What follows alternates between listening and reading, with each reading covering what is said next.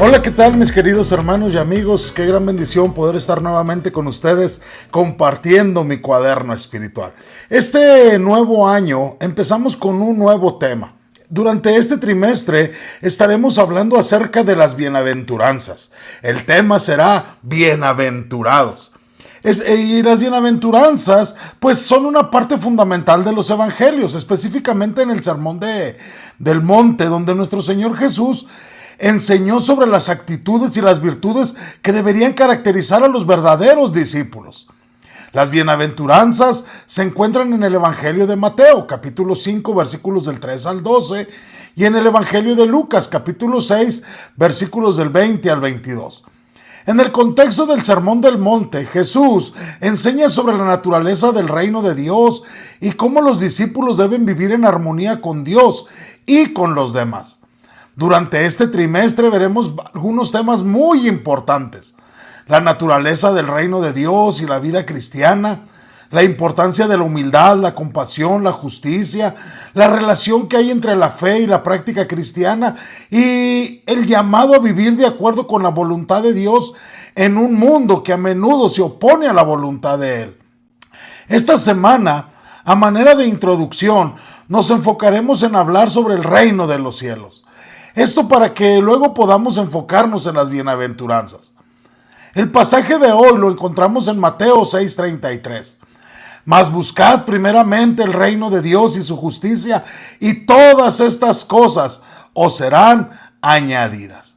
Este versículo, como ya lo mencionamos, también se encuentra en el Sermón de la Montaña, específicamente en la sección donde Jesús está enseñando sobre la ansiedad y la preocupación sobre las cosas materiales.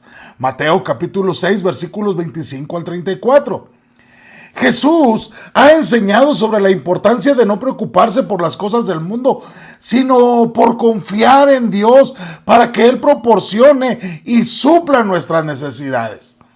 Este versículo 33 es un llamado a la acción, donde Jesús nos está animando a buscar primeramente el reino de Dios y su justicia. Y la palabra primeramente en su idioma original enfatiza la prioridad que debemos dar a la búsqueda del reino de Dios. Es decir, nos está diciendo antes que cualquier cosa, busquen el reino de Dios. La frase, el reino de Dios, se refiere al reino de Dios en la vida de las personas, en la vida de los creyentes, y también se refiere a la venida futura del reino de Dios en su plenitud. Cuando dice el reino de Dios y su justicia, se está refiriendo a la justicia de Dios, que es la base del reino. La promesa de Jesús es que busquemos primeramente el reino de Dios y su justicia, y todas estas cosas, es decir, las necesidades materiales, nos serán añadidas. Esto no significa que Dios nos dará todo lo que queremos, sino que Él proporcionará lo que necesitamos para vivir en una vida que le está honrando. Este versículo tiene varias aplicaciones prácticas para nuestra vida diaria. En primer lugar, debemos priorizar la búsqueda del reino de Dios.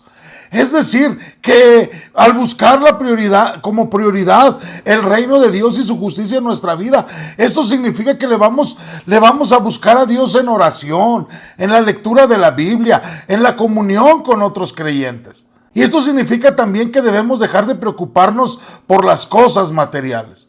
Significa que debemos confiar en Dios para suplir nuestras necesidades, en lugar de estarnos preocupando por las necesidades. Eso también nos enseña que debemos vivir vidas que honren a nuestro Dios. Debemos vivir una vida que refleje la justicia de Dios y que le honre en todo lo que hacemos. En conclusión, Mateo 6:33 es un llamado para que busquemos primeramente el reino de Dios y su justicia, pero es un llamado a la acción. No es un llamado a estar pasivos, es un llamado a la acción. Y si lo hacemos, podremos confiar en que Dios nos proporcionará lo que necesitamos para vivir una vida que le honre. Entonces, Mateo 6:33 nos llama a buscar primeramente el reino de Dios y su justicia, y se promete que las cosas materiales vendrán por añadidura. Que el Señor te bendiga.